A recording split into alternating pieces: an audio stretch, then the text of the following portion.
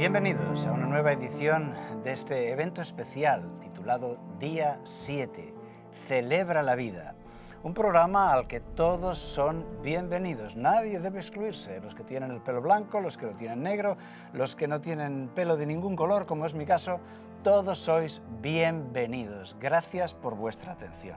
Y hacemos eco de los saludos que nos envían desde Humanes, Marbella, La Poveda, Cádiz, Sabadell, Faura, Coslada, La Línea de la Concepción, Sagunto, Perú, Kansas City, Arganda del Rey, Monterrey, Memphis, Badajoz, Collegedale, Tennessee, Madrid, Reus, Fuenlabrada.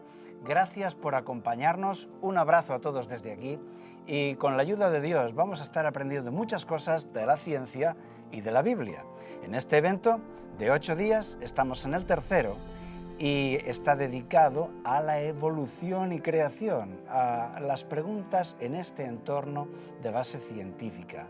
A partir de mañana las preguntas serán sobre la Biblia y los temas serán básicamente sobre la Biblia y la historia.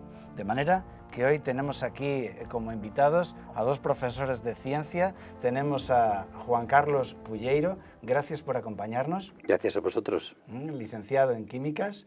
Y tenemos a María José López, licenciada en Biología. Gracias por estar aquí. Nada, es un placer. Estupendo, gracias por hacer un hueco para acompañarnos hoy. Bien, y vamos con la primera pregunta, que hoy dice, ¿pero los grandes científicos no son todos evolucionistas?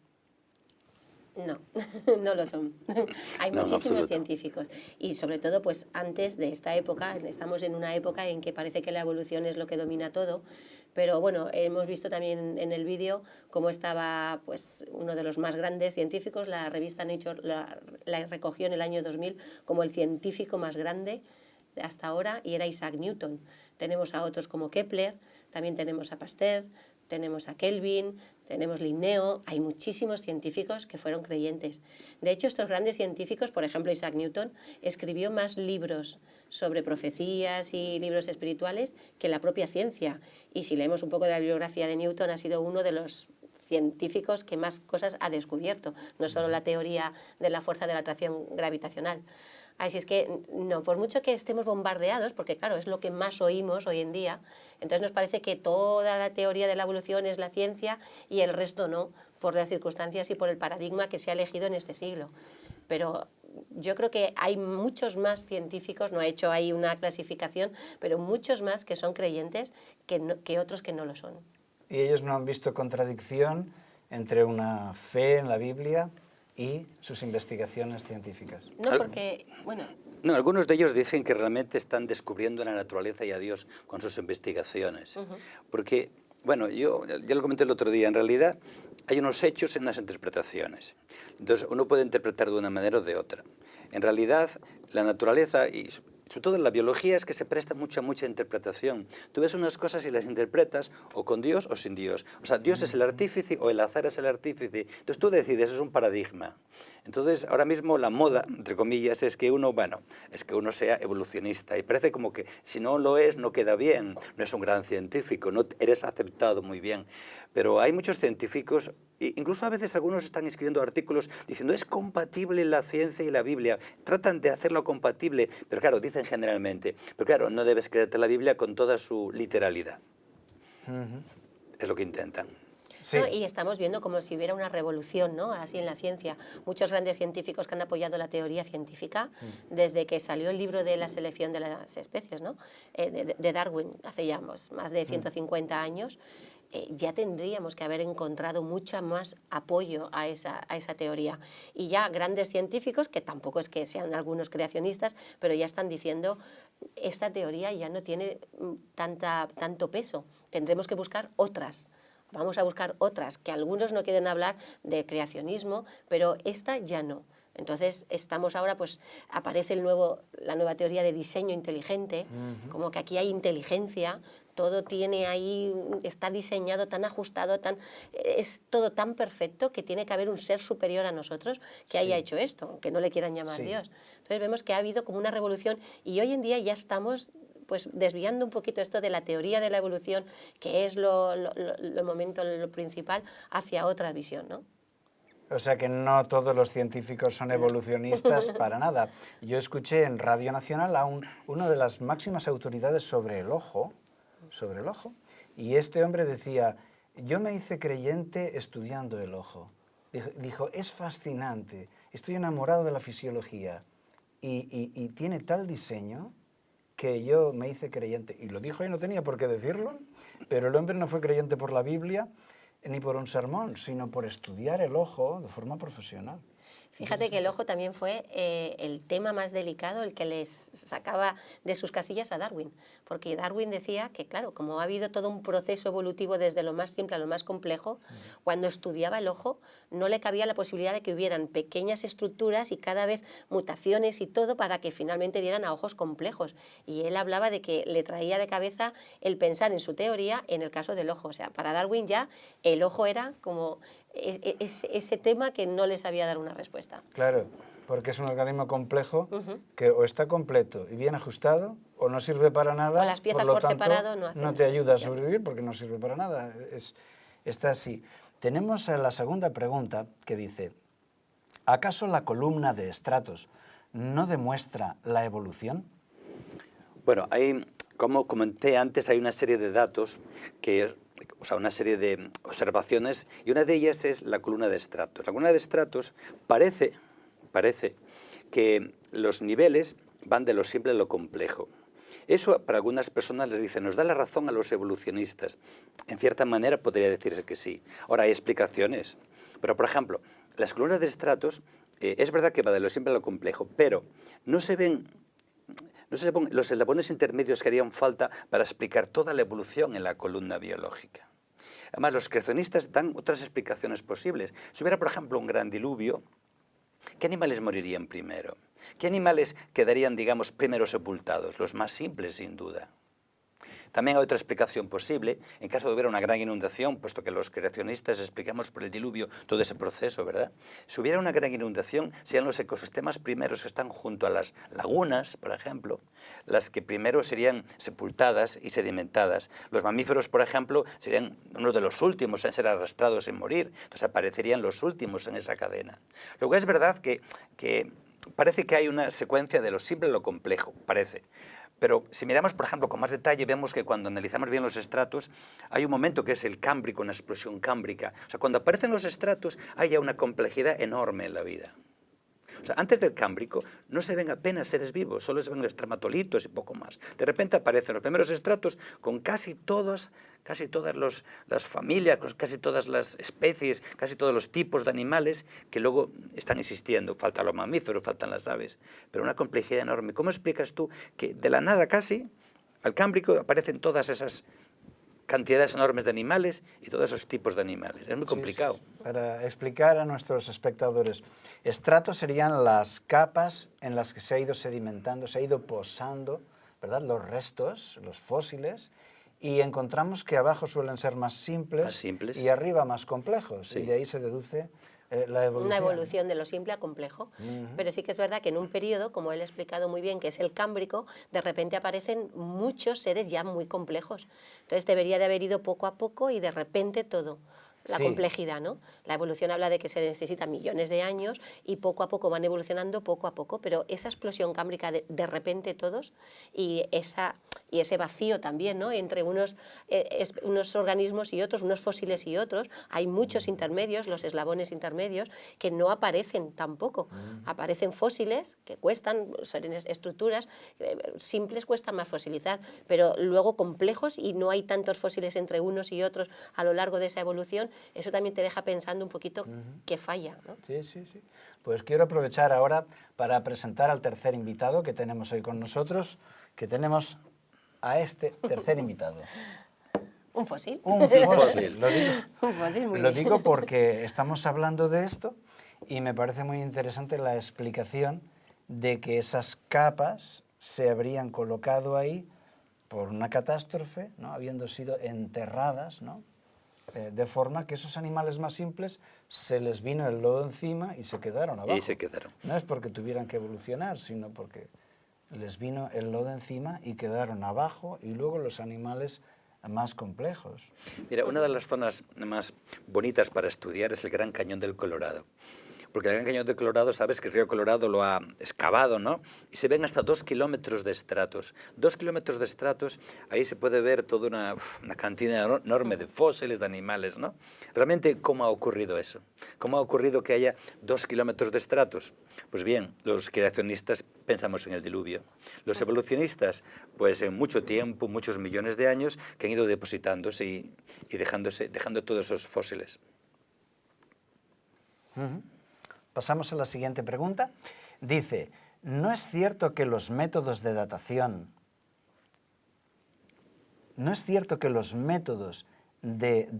del carbono 14 no demuestran que la edad de la Tierra es muy superior a lo que dicen los creacionistas? Mira, el carbono 14 es un tema interesante. A mí me gusta el carbono 14. Para empezar, el carbono 14 no vale para millones de años, vale incluso para los evolucionistas solo vale hasta 30 o 35.000 años. Y además solo es para cosas orgánicas, esto no es orgánico, no se podría aplicar el carbono 14 a esto. Te voy a explicarte cómo funciona porque es muy interesante. Hay mucha gente que piensa que esos métodos que explican la evolución y hay muchos fallos. Mira, en la alta atmósfera la radiación cósmica incide sobre el nitrógeno 14 y lo convierte en carbono 14. Ese carbono 14 pues, anda por todas partes, entra en las plantas, en los animales, nos lo comemos, está en todas partes, está en equilibrio en todas partes. De forma que cuando un ser vivo muere, tiene una cantidad fija de carbono 14.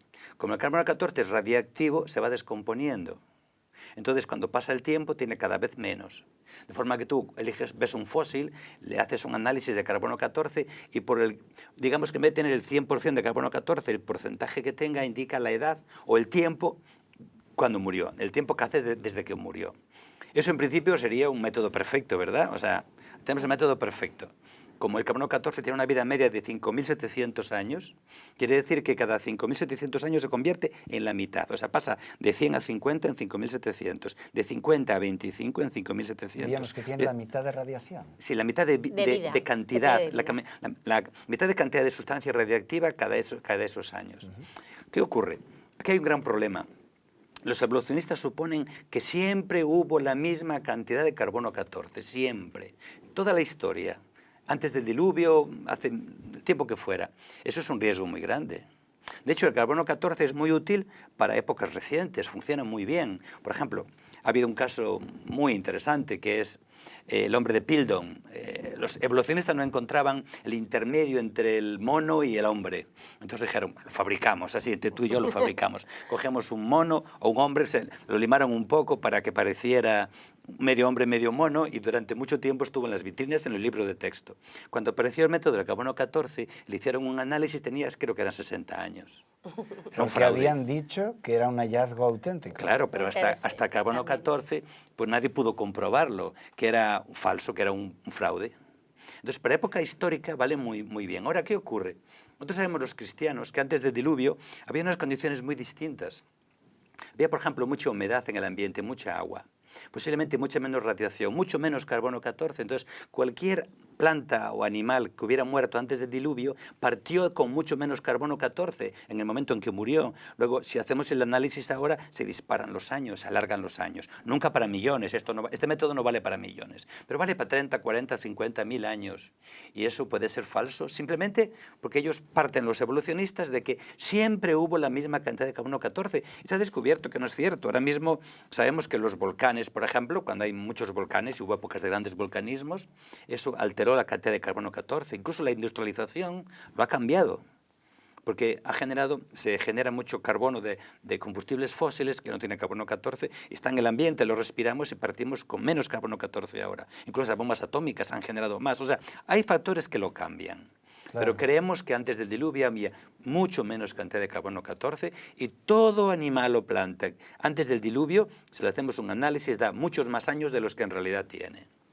Entonces, para calcular la edad de la Tierra no se puede utilizar el carbono 14. Yo no podría utilizar el carbono 14 para calcular la edad de este fósil, porque no hay nada orgánico aquí, ya se ha descompuesto todo y lo único que queda son minerales que se han ido introduciendo entre los poros del animal y ahora solo se ven pues, las dos valvas, la forma y todo. Pero para los organismos sí que se utiliza esa metodología, que es pues eso, un elemento padre se transforma en un elemento hijo a una velocidad. ¿Qué se supone? Que esa velocidad es constante. Como muy bien ha dicho Juan Carlos, no tiene por qué ser constante, no tiene que haber el elemento padre, no partimos siempre de la misma cantidad y a un ritmo y a una velocidad constante a lo largo de la Tierra.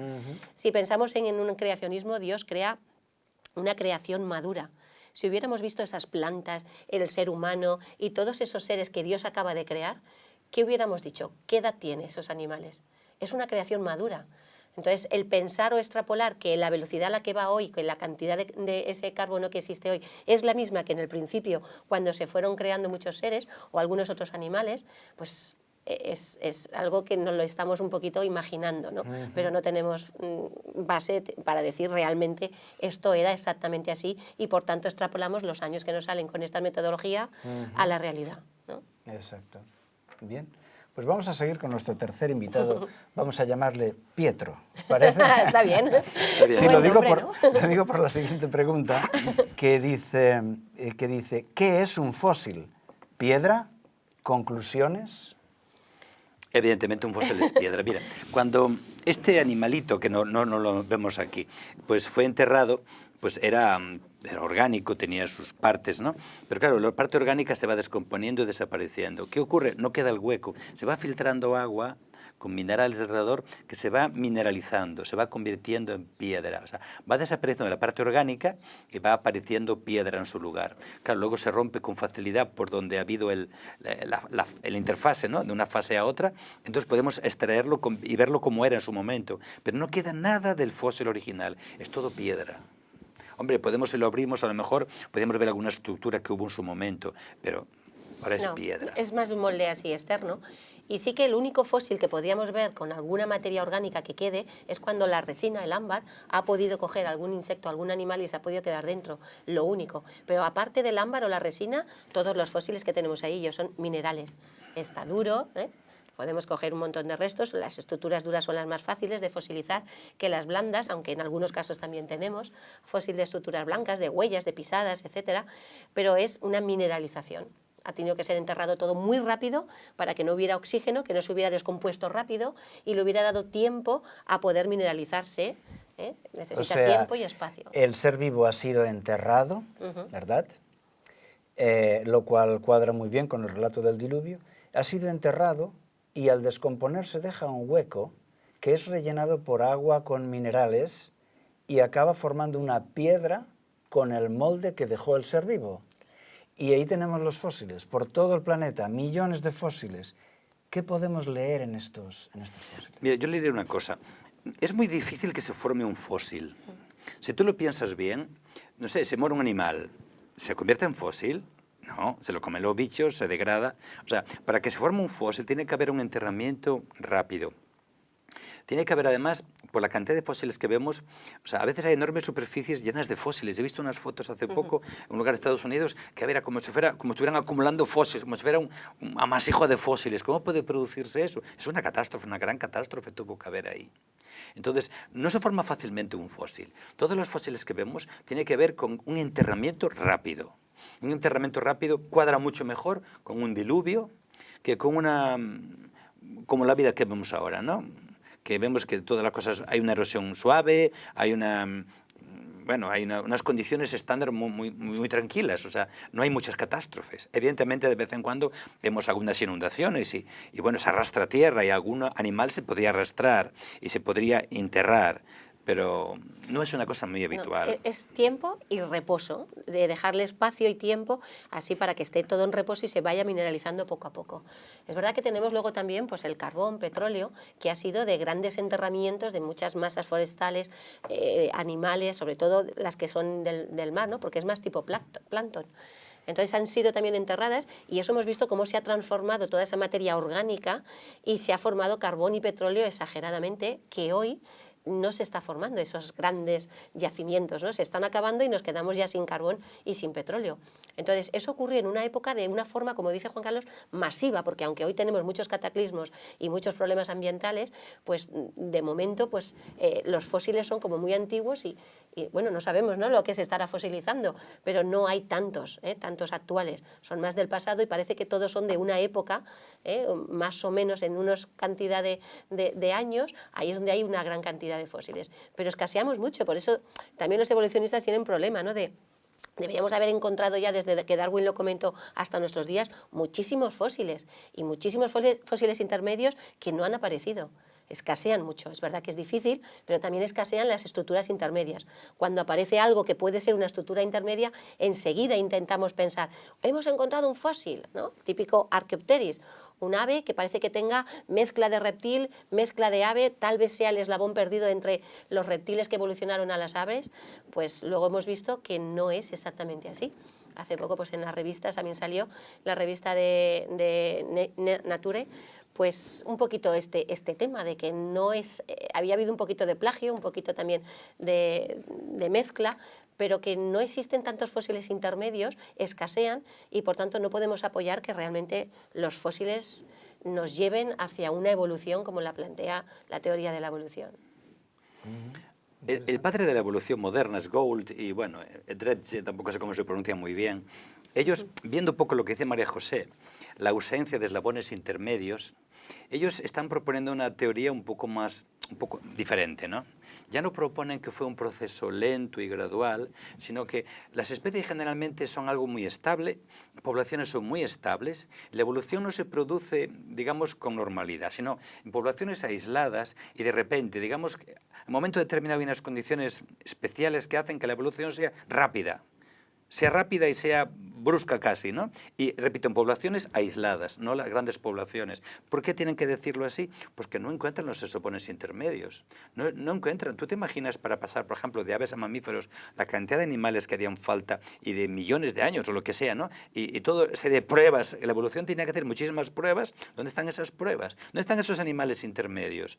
O de repente vemos aves y mamíferos. ¿Dónde están los intermedios? Pues como no los encuentran, es lo que dice Gould, ¿no? Sobre todo. Pues no, es que la evolución no ocurre en las grandes poblaciones en las que fosilifican. Ocurren en poblaciones aisladas y ocurre de repente rápido. Si era difícil explicarlo lento, explícamelo rápido ahora. Y perdóname que hable así, pero a veces no, si es que es así. O sea, yo veo muy difícil explicar los procesos, esos procesos hacia adelante. Parece como que alguien está empujando una dirección hacia la perfección. ¿Quién empuja? ¿El azar? Si eso es complicado lentamente, ahora explícamelo. No, a saltos, prácticamente a saltos. Rápido, un poco tiempo. ¿Por qué lo hacen? Porque no tienen otro remedio, porque no aparece lo que quieren que aparezca, no aparece lo que debería aparecer. Es una variación de la teoría que dijo Darwin, de que era algo muy gradual, y ahora estos dos autores pues dicen que no, que es van un poco a la teoría del saltacionismo, ¿no? Como que hay un grupo de animales, se diversifican, de repente tiene que haber un salto, ¿no? Pues una evolución más rápida, donde vuelven otra vez a diversificarse. ¿Por qué? Pues porque parece contrario el hablar de millones de años y luego hablar de selección natural que durante millones de años está seleccionando, se están produciendo mutaciones. Entonces es como contradictorio. Tiene que ser algo más rápido porque la selección no solo selecciona lo bueno, también, como hemos comentado, lo malo lo desecha. Entonces, cuanto más tiempo haya y se van evolucionando estructuras que todavía no llegan a ser perfectas, deberíamos ya de desecharlas. Entonces no puede ser un proceso tan largo. Por eso ya estos autores dicen, debe de ser algo más rápido. Sí, claro. Yo recuerdo en el libro de texto cuando era niño que aparecía la evolución del caballo, por ejemplo, desde un animal como un cerdito, y que se le van poniendo los cascos, uñitas, como uñita de cerdo, pezuñas, luego el casco, y había ahí pues 4 o 5 animales en proceso hasta el caballo actual, ¿no? Claro, luego cuando te haces mayor, te das cuenta que uno lo encontraron en Australia, el otro en Norte de África, el otro en la Patagonia, y dices, pero vamos a ver, porque encuentren un hueso aquí, otro allá, sacar semejante conclusión de evolución es tan acrobático como el Circo del Sol, me parece a mí, ¿no? Mira, yo además asistí a una conferencia sobre eso que me ha encantado. Decía lo siguiente: vamos a suponer que eso es cierto, esos son 140 millones de años hablando como evolucionistas, pero es que son 540 millones de años para explicar de la bacteria al ser humano. O sea, 140 millones de años para pasar de un caballo pequeño y 4 cambios a un caballo grande. Entonces, en 540 millones explicas de bacteria al ser humano, eso no cuadra, ¿verdad? ¿Estás entendiendo, no? O sea, según ellos, 1/3 de la evolución para ese cambio. Explícamelo tú a mí, que de la bacteria al ser humano en 540 millones de años. Eso no cuadra, vamos. Porque sí que es verdad que pueden haber fósiles en distintos continentes, pensando que tal vez esos continentes en un determinado momento no son como los actuales, ¿no? La deriva continental, hablaba un poquito pues Wegener, que los continentes se van distanciando, acercando por un lado, la Tierra es redonda, pues nuestro océano Atlántico, que es un océano más o menos joven, vemos que hoy en día se está desplazando a unos centímetros por año y se está abriendo ese océano. Eso quiere decir que por la parte del Pacífico se está estrechando. Entonces, tal vez en un pasado esos continentes no estaban todos colocados como los vemos ahora y podían estar de otra forma, juntos, como dice esta teoría, y entonces encontrar fósiles pues de un sitio a otro tan distintos como tú dices, ¿no? Pero de ahí a encajar la teoría como dices, pues bueno, es más complicado. Sí, pues tenemos varias preguntas más, tendremos que responder más brevemente para que puedan entrar, ya que hoy es el último día que hablamos de temas de evolución. Dice, por ejemplo, aquí, el ADN sufre mutaciones. ¿Puede resultar esto en evolución? Las mutaciones son siempre cambios y errores. Son a la hora de transformarse o de hacer copias en ese ADN, hay cambios, hay errores. El azar, porque esto es algo que no está así dirigido, ese azar que se comete una mutación, pueden haber variaciones, como ya hemos visto también en el vídeo, pero esas variaciones son cosas pequeñas, son pues un cambio en el pico, como lo de los pinzones, o un cambio en el pelaje, pues de una liebre de color marrón a una de color blanca. ¿Son ventajosas? Sí, si el entorno a lo mejor favorece esas cosas, pero la liebre sigue siendo liebre, el pinzón sigue siendo pinzón. Por tanto, esos cambios o mutaciones, como hemos visto, era una de la posibilidad, ¿no? Selección natural y mutación, lo que la teoría de la evolución dice para que pueda haber toda esa gran cantidad de especies. Hoy parece que no. Ya hemos estado viendo cómo la selección natural es algo más de reproducción. ¿Quién es el más ventajoso pero para reproducirse y quedar más cantidad de ellos? Y las mutaciones normalmente es por el azar, no están haciendo un cambio para hacer pues esas transformaciones que pretende la teoría de la evolución, pues de un pez a un anfibio, o de un reptil a un ave, o de un mono a un humano. No permite hacer esa extrapolación. Otra pregunta dice, ¿cómo explica la evolución la aparición del amor, el odio, la ética, etcétera? Esa es una buena pregunta, ¿no? Una buena Es una pregunta, buena es complicado, pregunta. es complicado. Lo tiene difícil. A ver, si miramos un poco la evolución así, per se, la ley de la selva, ¿no? La selección natural defiende al más fuerte, al más capaz, más apto, ¿no? al más pillo. Esas cosas son complicadas. Por ejemplo, cuando alguien se sacrifica, ¿no? Se han visto animales que se sacrifican. Ellos explican un poquito que no siempre es el individuo lo que importa. También importa el gen. Entonces, en el fondo estamos defendiendo los genes. O sea, es el gen el objeto de la evolución, no el individuo, ¿no? Pero bueno, es complicado. Pero esa pregunta es muy importante. A mí es una de las cosas que me hace tener más peso en creer en Dios. Porque si estamos aquí por el azar, por una selección, ¿quién me manda a mí qué es lo bueno y qué es lo malo? ¿Quién me tiene que decir, explicarme cosas de la ética, de la moral, el amor? O sea, ¿quién tiene autoridad para decirme eso? Si aquí estamos todos compitiendo un poquito pues para ver quién se desarrolla más, quién puede evolucionar mejor y quién puede sobrevivir. Entonces nos quedamos esta idea del amor, el altruismo, todos estos factores que quedan un poquito ahí en paréntesis, ¿no? Y cuando tú crees en un Dios, pues sabes que hay un lado bueno. También es verdad que Génesis 3 pues, te habla también el lado malo y por eso tenemos el mundo que tenemos. Pero eso lo explica más bien pues, con la creencia de la Biblia más que con la evolución. Sí, la verdad es que ves un perro capaz de morir por su amo y ves también en los hombres actitudes heroicas como en los animales, de sacrificio, y te das cuenta que no somos meras máquinas de supervivencia como nos han enseñado. No, hay algo más que la evolución no explica, ¿verdad? ¿Es la adaptación un proceso evolutivo? ¿Cómo se adapta dentro de la creación? Mira, nosotros estamos bastante de acuerdo con lo que dijo Darwin, ¿eh? Porque Darwin solo explicó una microevolución. Cuando antes comentó María José, o como comentó en el programa, o sea, en la parte primera, Darwin estudió los pinzones. Y eran pequeños cambios en los pinzones. Claro, eso sorprendió mucho a Darwin, porque antes de él eran fijistas, pensaban que no había ningún cambio. Entonces, de no haber ningún cambio, de repente hay cambios, se le abrió la mente. Pero claro, los cambios existen. Yo creo que Dios ha creado una gran variedad, una capacidad de cambio impresionante. Hablamos el otro día incluso del lenguaje. Pero vamos, si miramos a los seres humanos, todos los tipos de razas que hay una gran variabilidad una gran capacidad de variación. Pero claro, esa variación es muy limitada. Y lo que descubrió Darwin son pequeños cambios. Darwin no descubrió cómo el pinzón dejaba de ser pinzón y empezaba a ser otra cosa. Solo descubrió que los pinzones, una vez que entraron a las Islas Galápagos, había diferentes nichos, diferentes alimentos, fueron adaptándose. Incluso el que tenía el pico más fuerte podía comer cosas más duras. El que lo tenía más fino y más pequeño podía coger insectos, ¿no? Pero claro, ese cambio dice que le abrió la mente y entonces empiezas a pensar en millones de años qué puede ocurrir. Vale, imaginación toda la que quieras, pero en realidad solo podemos explicar pequeños cambios que entran perfectamente en nuestro concepto de creacionistas. O sea, solo tenemos que ver los seres humanos. Sí. ¿Cuántas razas y tipos hay? O sea, hay variación. Ahora, esa variación, ¿los seres humanos están dejando de ser seres humanos, empezar a ser otra cosa? No. ¿Podría ser que Dios crease todo, pero que hubiera además una evolución? Si no es así, ¿por qué? Bueno, ese es el término, ¿no?, de evolución teísta. Yo creo que cuando intentamos coger varias teorías, mezclarlas todas para intentar contentar a todo el mundo, no funciona. Es mejor o creer una cosa o creer otra, pero las medias cosas, esto trae muchísimos problemas. Si yo soy creacionista y creo que existe un Dios, ¿dónde está el Génesis? ¿Dónde quedarían los 7 días de la semana? Si todo ha sido a lo largo de un proceso evolutivo de millones de años, ¿dónde queda el sábado? Si Jesús muere cuando viene a la tierra y se espera el viernes para resucitar y el sábado lo mantiene en reposo y se espera hasta resucitar el domingo, ¿para qué? Si es un proceso evolutivo, no tiene muchas cosas sentido. Entonces, yo creo que esto de intentar decir, bueno, es la evolución porque es científico, pero como no sé de dónde viene, ponemos a un Dios y luego le dejo por la chispa de la evolución. Yo creo que en el Génesis lo tenemos que coger como Dios lo dijo.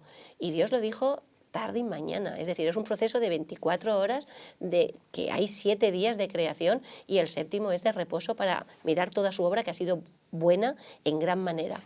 Y a partir de ahí, cuando extrapolamos a millones de años, un proceso evolutivo, queremos meter cosas que tenemos, yo creo que muchísimos más problemas. Entonces, si yo creo en Dios, tiene que ser pues lo que Él nos ha dejado, que ha sido pues la Biblia. Si no creo en Dios, entonces tenemos que hacer un proceso, pues de momento tenemos la teoría de evolución, pero mezclar las dos para mí es un caos todavía mayor y es más complejo todo esto. Pero a mí el principal problema quizás es el problema del pecado, ¿no? Y del mal y de la muerte. Según la evolución, la muerte existe desde siempre. Esto es una selva en la que unos se comen a otros y cuando ya éramos suficientemente buenos comiéndonos unos a otros, Dios puso en el corazón del hombre que la eternidad, eso no tiene sentido. O sea, realmente cuando uno lee la Biblia y piensa en temas espirituales, piensa, Dios creó un mundo perfecto, no había muerte. Luego, no puede haber existido millones de años anteriores en que ya había muerte. O sea, para mí eso no tiene sentido. Okay. Yo prefiero pensar que realmente el pecado entró en el mundo y creó todo lo que estamos viendo, ¿no? Destrucción, muerte y miseria. ¿No? Y hay cambios, ¿no? En Génesis 3, cuando habla de cómo entra el pecado, pues va a decir las consecuencias de esa entrada del pecado. En la tierra nos producirá espinos, cardos, la mujer pues va a tener dolor, en este caso pues al tener hijos, el hombre dominará a la mujer, se enseñoreará de ella. Estamos viendo todos estos casos que es consecuencias del pecado también. Pero menos mal que no acaba ahí la Biblia, ¿no? Que hay todo un plan de redención donde Jesús dice, voy a volver otra vez a intentar llegar a lo inicial, pero mientras tanto pues estamos pasando ese proceso. Así es, así es. En realidad, los creyentes cristianos y los científicos tenemos mucho en común porque todos buscamos la verdad de forma abierta, ¿no? Y la buscamos y la deseamos, ¿no? De manera que sería estupendo estar de acuerdo si nadie tiene prejuicios y si todo el mundo está abierto a aceptar todas las evidencias, ¿no? Aquí la pregunta dice, ¿cuáles son los puntos débiles de la evolución? Hay muchos. Mira, siendo honestos... ¿Cuáles serían al menos los 3 principales? Sí, porque, siendo honestos, para que no se nos vaya el tiempo. Siendo honestos, nadie puede decir a ciencia cierta, yo demuestro la creación o demuestro la evolución. Es muy complicado. Yo puedo decirte algunos puntos débiles de la evolución. Por ejemplo, para mí el más fuerte son las especies los eslabones intermedios. La ausencia de la ausencia de la evolución. O sea, no hay eslabones intermedios. O sea, según dijo Darwin, la evolución es un proceso lento, al cabo de mucho tiempo, con pasos muy pequeñitos. Incluso Darwin dijo, cuando descubramos más fósiles, veremos todos los eslabones intermedios. Pues no han aparecido. es un problema. De hecho, antes hablamos de Gould, que dice, no, es que la evolución ocurre, como dijimos, poblaciones aisladas y de una manera rápida, porque no las encontramos. Para mí es uno de los puntos más débiles. Para mí es la complejidad también, esa inteligencia que se ve en todo, desde una astronomía, cuando vemos los planetas, el universo, el sistema solar, cualquier desajuste en alguna parte de estas, es que nuestro sistema solar se vendría abajo. Entonces está todo tan milimetrado, tan perfecto. Cuando estudias la célula, te vas a un microscopio, organismos pequeños, estudias el cerebro, estudias el ojo, estudias los seres vivos. Hay tanta complejidad que pensar en el azar, que pensar en una mutación que sea ventajosa, en una selección natural que, como hemos visto, quita diversidad y quedaríamos cada vez menos, todo eso no me cabe. Y sobre todo el por qué estoy aquí, por el azar, para morir y desaparecer, es como que queda todo muy, muy flojo. Entonces le da sentido, cuando yo empiezo a leer la Biblia, pues todo lo que está pasando, le da sentido el descubrir toda esa creación, esa complejidad, esa perfección en todo. No puede ser eso fruto del azar. El tema del origen de la vida, o sea, solamente el origen, una sola célula que exista, eso les trae de cabeza a los científicos. Es que ¿cómo explicas el origen de una sola célula con la complejidad enorme que tiene? ¿Qué fuerzas actúan ahí para que eso funcione? Sí, porque la vida no lo sabemos definir. Bueno, hay un texto bíblico, ¿no?, que Jesús dijo, yo soy la vida, ¿no? Pero la vida un biólogo no la sabe definir y podemos tener el organismo entero y no le sabemos dar la vida. Eso no sabemos qué es eso de la vida. Lo hemos intentado muchas veces y todavía no. Sabemos que son seres vivos, que son capaces de reproducirse, relacionarse y nutrirse, pero ¿qué es la vida? Es un concepto que todavía hoy no se puede decir. Y sobre todo, cuando tiras a Dios de ese concepto, aún parece que es más difícil, ¿no?, de poder explicar esto. Estupendo. La siguiente pregunta dice, ¿se puede ser creacionista y no ser creyente? Es muy complicado. Mira, es que hay tres paradigmas ahora mismo. Un paradigma es el creacionismo. La base del creacionista es que Dios ha creado. Claro, si Dios ha creado, el creacionismo se basa en Dios. Luego está la evolución, que es que el azar ha creado. O sea, el azar es la fuerza que dirige los genes para la evolución. El azar es el que crea en los evolucionistas. Luego el tercer paradigma, yo diría, en nuestro mundo que vivimos, sería el diseño inteligente, ¿no? Hay gente que puede decir, mira, yo creo que no ha sido Dios, pero hay algo, un ser, una inteligencia, un ser superior que ha diseñado esto. Podría ser, a lo mejor se refiere a eso, ¿no? A que alguien no crea en el Dios de la Biblia o no crean el Dios de los cristianos, pero crea que hay un ser superior, llámalo diseñador, que ha diseñado todo esto porque es tan perfecto que no se puede explicar de otra manera. A lo mejor se refiere a eso. Pero con un creador tienes que irte a la creación tal cual como está en la Biblia. Entonces es difícil, es difícil en una excursión de montaña, llego arriba de una montaña y me encuentro un montón de gente allí con picnic, con grandes altavoces enfocados hacia arriba, generadores eléctricos. Y digo, ¿qué hacéis? Dice, es que va a haber un avistamiento ovni, porque nos lo han comunicado. Era un grupo de personas que estaban en contacto y ellos me explicaron, ellos serían personas que creen que alguien ha venido de fuera de este mundo y ha sembrado la vida aquí y la está observando, ¿no? Serían gente que no son creyentes en la Biblia, pero sí serían creacionistas, claro, pensando en los, ¿pero quién los creó a ellos? Extraterrestres. Buena pregunta también. ¿Quién los creó a ellos? Es la teoría de la panspermia, ¿no?, que hablábamos de que no le sabemos dar una explicación y tal vez fuera de nuestro planeta, que hay otros más inteligentes, lo han sabido y aquí vino a la Tierra algún tipo de vida. Así es, y aquí respetamos a todas las creencias y todo tipo de hipótesis, y se trata de razonarlo. Y nosotros no encontramos ninguna contradicción entre el relato bíblico y lo que se encuentra en la geología y la paleontología. Más bien, como hemos visto y como nos muestra nuestro amigo Pietro, evidencias de una gran catástrofe producida por agua, donde muchos animales fueron sepultados por lodo de forma masiva alrededor de todo el globo terráqueo. Tenemos un minuto para esta pregunta. Profesor Pulleiro, ¿por qué eres tú creacionista? Mira, yo le doy vueltas al asunto, ¿no? Realmente lo soy, a veces no sabes por qué lo eres. Yo creo que es la manera más lógica, la forma más lógica de interpretar lo que veo, de interpretar el mundo, ¿no? De interpretar la naturaleza. Yo creo que prefiero a un Dios que crea que a un azar que va ahí trabajando sin ningún sentido para crearme a mí. Yo prefiero sentirme hijo de Dios que sentirme fruto de la casualidad. Para mí sería muy triste que fuera fruto del azar, porque además quiere decir que cuando me muera se acabó todo, no hay nada más, no tiene sentido mi vida. ¿Tiene sentido si tú eres fruto del azar, de la casualidad o de la suerte o de la mala suerte? Sería muy triste, ¿no? Yo creo que la única forma de explicarme mi vida, la naturaleza y todo lo que veo y siento es a través de la creación de un creador. Por eso soy creacionista. Profesora López, ¿por qué eres tú creacionista? ¿Por qué no? Si la ciencia veo que me apoya esa teoría, si realmente me dan más explicaciones que la teoría de la evolución, si como científica cuando investigas te das cuenta que hay una perfección en el diseño, a pesar de que el pecado ha podido cambiar cosas, pero hay perfección y está todo tan ajustado, la respuesta es ¿por qué no? Buena respuesta. Estupendo. Bien, hemos estado durante tres días hablando, durante 3 temas, hablando de evolución o creación, ya que para entender un día 7 hemos de entender que hubo antes 6 días de creación, para que en el 7º Dios nos invita a celebrar la creación. Empieza la Biblia con el texto de Génesis 1:1 diciendo: en el principio creó Dios los cielos y la tierra. Y hemos visto en estos días de que no hay nada que pueda encontrar la paleontología o la geología que nos haga pensar diferente, tampoco la astrofísica. Esta frase gloriosa es la que hace a muchos cerrar la Biblia en cuanto empiezan a leerla. Mi mejor amigo me dijo, yo leo la primera frase y tengo que cerrar la Biblia. En el principio creó Dios los cielos y la tierra. Sin embargo, siendo objetivos, vemos que no hay contradicción entre el libro de Dios, la Biblia, y el libro de la naturaleza, que también entendemos que es un libro donde podemos ver a Dios. Y llegados a este punto, queremos recomendaros la descarga gratuita del libro que se llama La ciencia descubre a Dios. Puedes buscarlo en Google y puedes descargarlo gratuitamente sin necesidad de dar tus datos.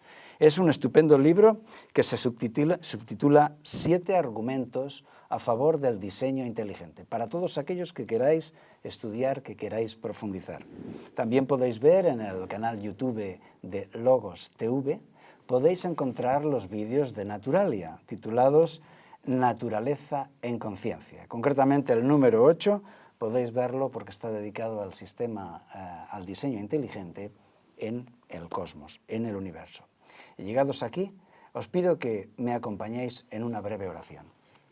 Padre nuestro, Señor, te damos muchas gracias por el don de la vida y la inteligencia. Ayúdanos a usar plenamente la vida y también la inteligencia. Ayúdanos a no cerrar puertas, a abrirnos a toda idea, a investigarla con franqueza, para que podamos encontrar la verdad por encima de todo. Que te lo pedimos por Jesús. Amén. Bien amigos, el tema que veremos aquí mañana es un tema que ya entra en el terreno de la Biblia, hablando del sábado. Se titula Lo que no sabías acerca del sábado. Estaremos en los días que vienen hablando de cómo el día de reposo no parte de la dogmática cristiana, sino que parte de la Escritura. Y solamente será la Escritura la que nos diga cuál es el día santo, cuál es el día de reposo para los cristianos. Y también estaremos viendo cómo, a lo largo de la historia, el ser humano ha ido cambiando eso según la cultura. Por eso os pido que nos acompañéis, os invitamos a estar mañana, también presentes con vuestras preguntas o comentarios. Así que despido a nuestros invitados de hoy. Gracias, profesor Pulleiro, profesor López, gracias por acompañarnos y a todos vosotros hasta la próxima emisión del programa Día 7.